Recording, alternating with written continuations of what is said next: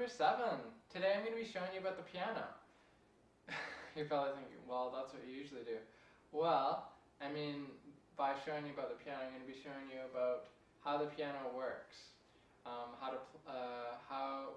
when you hit a key, what does it do to the strings? How do you get the sound?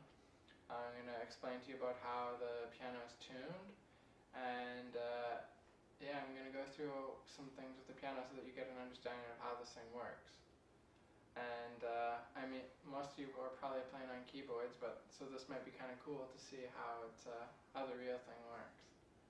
Anyway, so let's get right into it. Alright guys, so here's my piano. It's a Yamaha. This one would be a grand piano, sometimes classified as a baby grand.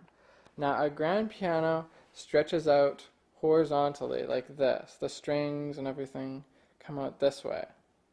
An upright piano goes up and down vertically, whereas all these strings would be taken like that and flipped up. So it's like taking this whole thing and going whoop, boom, like that. That's sort of how it works with an upright piano. Now, there's different classes, and basically the longer the piano gets this way, the better it'll sound in the lower registers, which is like the bass, and usually the higher quality it's made, the more expensive it's going to get too. Also, it'll create a louder sound, so sometimes it's impractical to have a very long piano in your house because it can be so loud that, yeah, it's just like deafening to have in a small room, because it's basically meant for a concert hall. Okay, so this one here, there's different models basically, and as they go up in size, there's different models. Sort of like, you can have a BMW in the lower class, like the 3 series, or you can have like a 5 series or 7 series or whatever, right? It keeps going up in price and value and quality. And in piano terms, basically length, action quality, voicing, blah blah blah blah blah, all these different things. Now, one thing I want to point out is I'm not actually a piano technician. I'm a piano teacher. My profession is teaching piano, teaching music theory, stuff like that. I've been doing that since I was 5. I haven't really studied the piano itself in a technical form, but I do know a thing or two about it. So what I'm going to be doing is giving you guys a basic discovery on what makes up a real piano, how does it work, stuff like that. Just sort of to complete your knowledge or whatever of what you're actually playing and how this thing actually works. Okay, so then maybe you'll be able to go to your friend's house, and if they have a grand piano, be able to point out different things and say whatever, and maybe pretend like you know something, or show off your knowledge. Okay, so usually each piano will have some sort of code for what kind of a piano it is. This is a GC1, and I've covered up my serial number so no one can actually see it. Anyway, okay. So let's just start with the bottom and work our way up. So this right here, this is called the pin block. This has every string is wound up on one of these things, on one of these pins, and it goes down and into a block that it screws into. Now, what are these, where is it getting all the strength? Well, what holds the whole piano together is called the cast iron frame. Now, it would be this, and this, and this, and this, and that, and all the way up there, and over there, and down here. All this is one solid piece of like cast iron frame. And what it does is it keeps all the tension from collapsing on itself. Now, one of my piano tuners told me that there is 22 tons of tension inside the piano. 22 tons. If we're going by, I think there's 2 ways to convert tons. I can't remember. There's like metric and imperial, but I believe it's 2,000 pounds per ton. So that would be 44,000 pounds of tension. He told me that if you took all the tension and snapped it off, it would be enough to lift a house off its foundation and drop it again. That's how much force there is. Just snap, pull up the house, drop it back down. That is a lot of force and a lot of tension. So if you ever think, oh, I'm so tense from work, oh, I'm so tense, just think of how tense the piano has to be all the time. So it's this cast iron frame that keeps it all together. Now, as we go up, what's this part? What are these things up here? Well, those are the hammers. Now, they come up and they strike the string. And that, by striking the string, they vibrate the string, and that creates the noise, or the music, depending on if you play this or this. Okay. Now, these things up here, the black wooden things, they are called dampers. Now, what do? Well, I could just say, they dampen the strings. No. They actually, I guess you could say they dampen them. But as I hit the key, the damper comes up. Why? Because there's felt on the bottom of the damper. And what does that do? Well, it silences the key. Or, I mean, not the key, the string. See, look. As long as it's up, the string keeps going and slowly decays, and then the damper comes down, the noise is gone. Pretty cool, huh? Now, as you push the key, basically it pushes a little rod that's attached down lower up, and that pulls this thing up, and as you let go of the key, it drops it down. So that's sort of how that works. The dampers are there basically to turn the piano sound off and on. Well, no, they're not to turn it on. They allow it to keep going. Because if the damper stayed down, right, and you played the piano, oh, this is going to be hard. I can't do it actually, I don't have 3 hands. Because I need one hand to hold the camera, another to press the key, and another to play the string. So, okay, let's just do this. No, that doesn't work.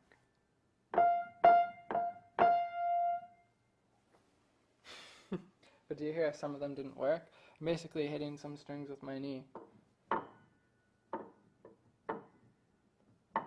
There's no sound there, is there? It's just clicking, because the string isn't able to vibrate.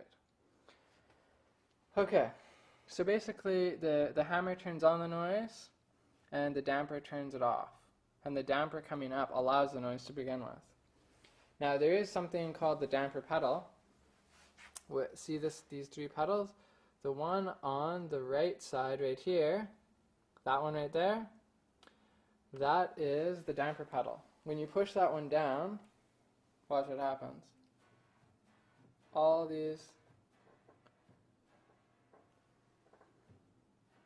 they go up and down. They all come off. So what does that mean? Well, it means that when you have the damper pedal down, it's the one on the very far right, if you have it down,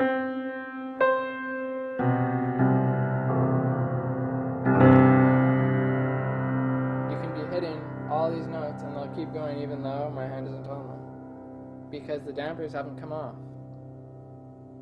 So in essence, if you're pushing the damper pedal down and you just played the piano, that's what the piano would sound like if there were no dampers. Right? Anyway, so that's the dampers. Now, the thing right above that, right here, now I'm not pointing to this whole thing, but I'm using it as something so you can see that there is a plank of wood, plank of wood, that makes it sound so horrible, just like some sea rack or something. Anyway, this wood underneath the string is called the soundboard. And what that does is it actually amplifies the sound of the strings. So this wood stretches from the top up there all the way over here, and it amplifies the sound of the string. Now without it, the sound of the string would be, well, I've never heard a piano without a soundboard, so I wouldn't know, but I assume that it would sound very unwarm and it would be quiet. Somewhat similar to when you pluck, if you had an electric guitar and you don't have it plugged into the amplifier, and then you try to go ding, it's very soft and you can barely hear it, right? And it doesn't have much, I don't know, texture to it. It's pretty dry. It's just like ding. But if you plug it in, then it's just like or whatever. Yeah, bad singing by me. Anyway, but my point is that without the soundboard, the whole piano doesn't have the sound that it is required. And apparently, I've seen in some videos that it takes about 5 years to to manufacture and to age the soundboard. I'm thinking about the soundboard amplifying, and then I just said that. So, the soundboard is crucial. If you ever crack your soundboard, that's a huge, huge, huge blow to your piano, and you probably never, unless you can replace a soundboard with a new one, it's devastating. It would be sort of like sending a nuclear warhead to a castle. It just annihilates the whole thing, unless, I guess, no, or maybe, like a cruise missile just coming right down the middle and blowing half the castle apart. Anyway, so the soundboard is really critical, so take good care of that. Don't knock on it or do anything to it. You don't want to weaken its structural integrity or anything. I believe the soundboards are usually made out of pine. I might have that wrong, but that's what my memory is telling me right now. Anyway, okay, now another thing is, why are the strings short there and then they get louder and longer and longer and longer all the way to here? Why are they longer in the bass and shorter in the treble? Well, okay, listen to this. Now when I push a key, such as this one, do you hear how the note is sort of repeating itself in a wave? It goes, or whatever. Bad singing by me. I don't have a singing voice. But I'll try to emulate it or show you what I mean with my finger. So watch.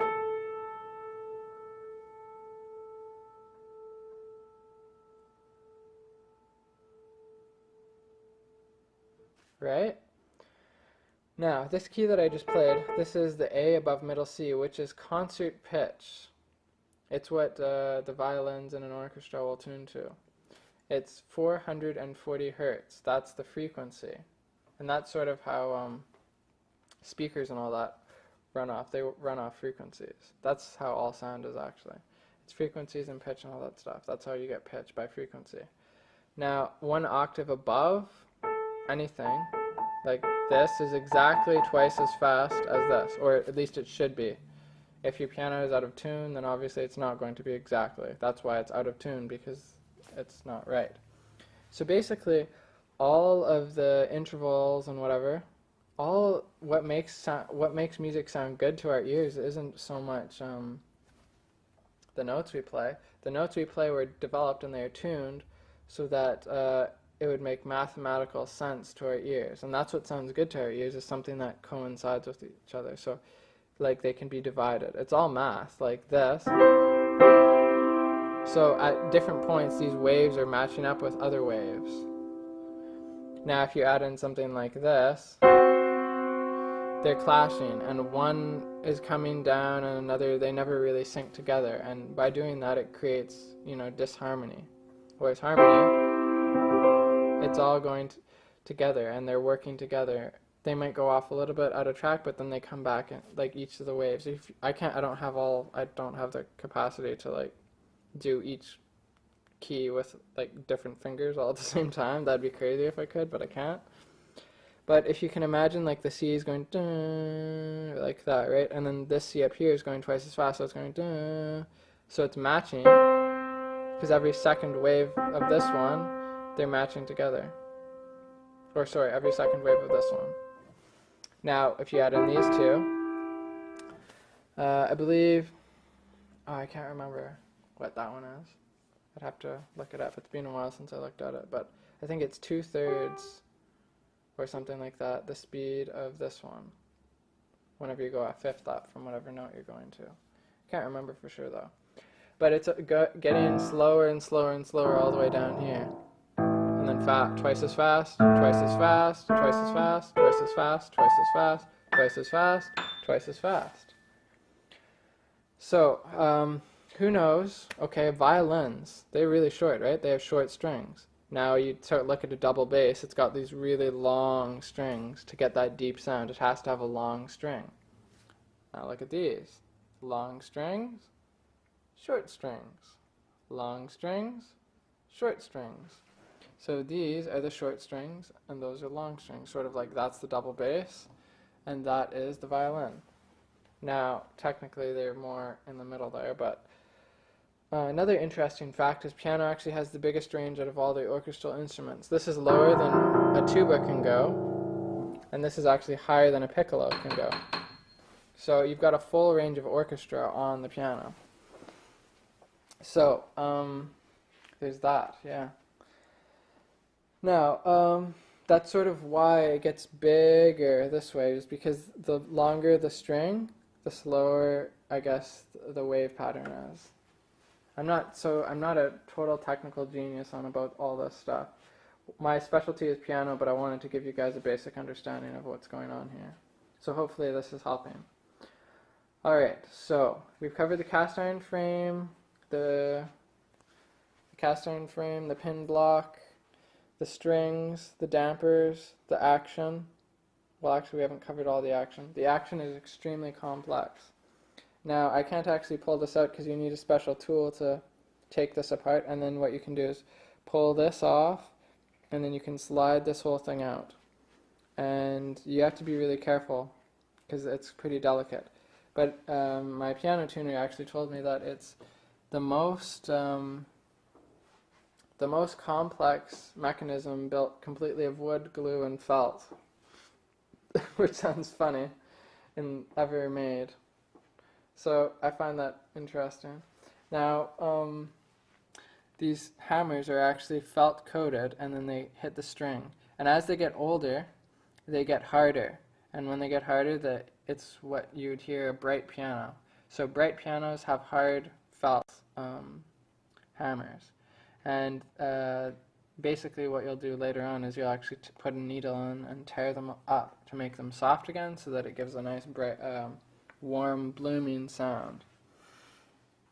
Now another thing, so that's what you'll have to do later on, like your piano tuner will do that for you. Definitely do not do that yourself, get a professional. Now all these things here, now if you'll notice the strings, there's 3 of them. So there's actually 3 strings that are all tuned with the same note here. Why is that? Well, the reason is because these things are so high, they're very soft, like this isn't very loud. Now to be able to compete with this huge, huge, huge string down here, they need 3 of them. It still doesn't completely compete, but it helps basically to even out the sound distribution. So there's 3 strings per key here, and then we get to a point here where there's 2 strings per key. 2 strings, 2 strings, 2 strings, and then down at the very bottom, the last couple, it's just 1 string per key. Those are the big fat strings there. The big.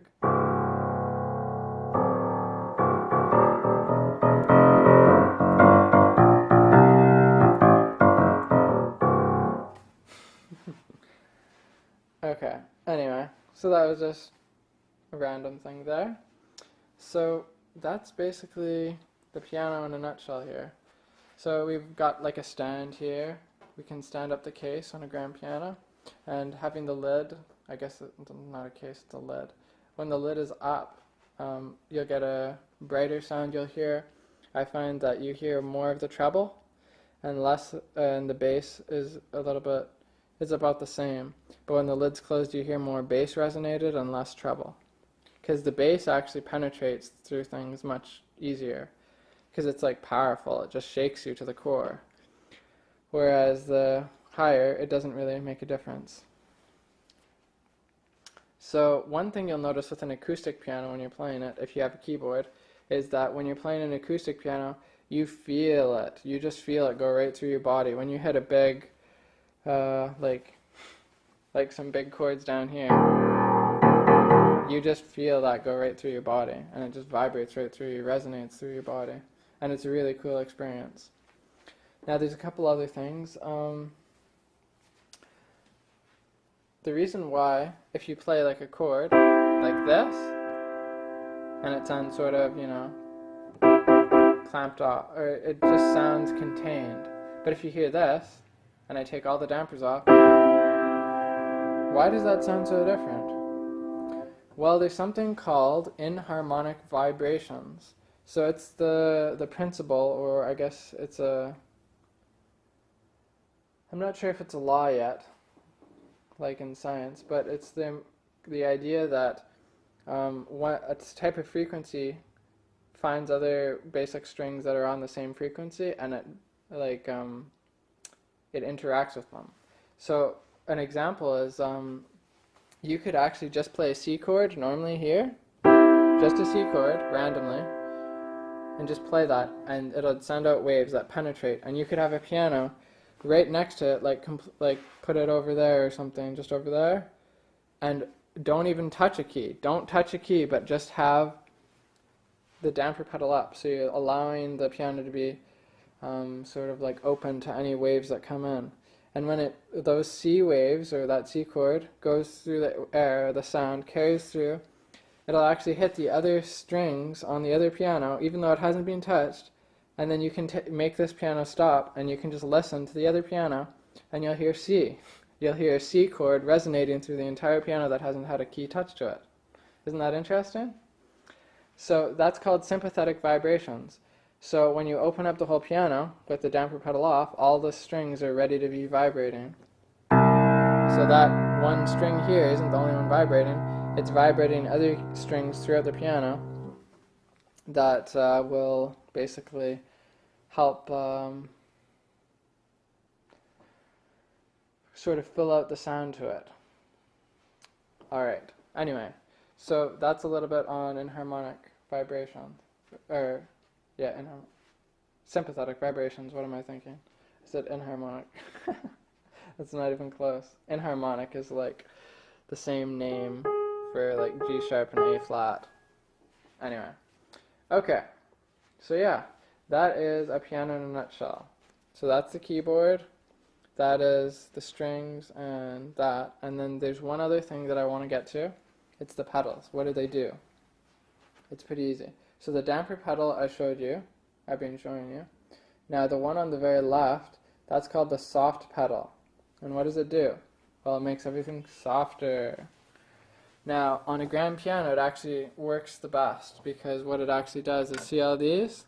Look at those hammers. Now watch this. See how they're going back and forth. So I have the soft pedal depressed, now I let go. Soft pedal depressed, let go. Now watch this. Even the whole keys, watch this.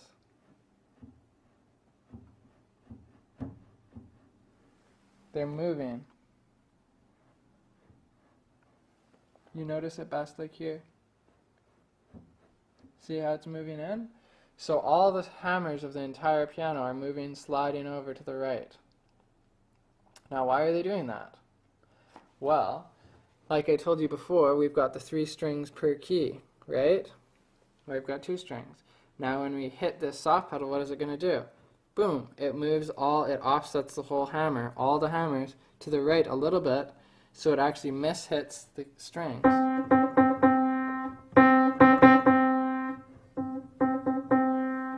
So it's got a totally different sound to it. It has basically like a soft, warm, feathery sound, sort of like a soft cotton blanket. That's what I feel when I don't know. That just sounds weird, but yeah, when I put the soft pedal down, it has a really totally different feel to it. And now the whole sympathetic vibrations comes into play again, because what's happening now is you've got one string on each key, on all these strings, not down there though, but down up here, where one string for every piano, every key is open to sympathetic vibration, even the strings that you're hitting. So there's some people that say like all of Chopin music should be played with the soft pedal. Soft pedal is just really amazing on grand piano. It just has such a cool effect. And that's the one on the very left. Now on an upright piano, all it does is it actually just moves the hammers up so they're closer to the keys, the strings. not the keys. Sort of like if you're going to take a full swing with a bat to hit a piñata, or if you're just going to just bunt at the piñata. So you have less motion to go through to get to that piñata. You're not going to have as much power to get there because you won't have that swing through or the follow through. Okay, anyway, so that's that. And then the middle pedal is very unused. There's almost no point in even talking about it, but like I have no socks on. It's hot right now. It's like 30 degrees, so don't blame me. Anyway, so the middle pedal, that one, all it does is whatever notes you have down. Now it does different things on different pianos. That's why it's so useless. On some upright pianos, it puts this felt layer and it reduces the noise so much. It's called a practice pedal. It's used for apartment buildings or whatever, so you wouldn't disturb your neighbor. And it would reduce the sound maybe like 60%, so you'd only get 40% of the sound. Other pianos, with my piano here, it takes all the dampers off the bass section, so it opens up the. Doesn't that sound cool? Now listen to this without that. So those sympathetic vibrations are really rocking out. Now, on other pianos, like the really, really expensive, like $70,000 pianos, what'll happen is if you are holding down some notes and then you push down the middle pedal, then you can let go of those notes and only those notes will keep going. So it's like having a damper pedal just for certain notes that you're holding down. So the middle pedal is never used, basically. I mean, I've been playing piano for almost 2 decades now, and let's see, I've never used it once in any piece I've ever played. So that tells you about how much I like to use it. Anyway, okay, so I think that wraps up about everything I wanted to talk about. Thanks for watching piano lesson number 7. I hope you guys learned something useful, and I'll see you again in the next lesson. Thanks a lot. Keep practicing. Bye-bye.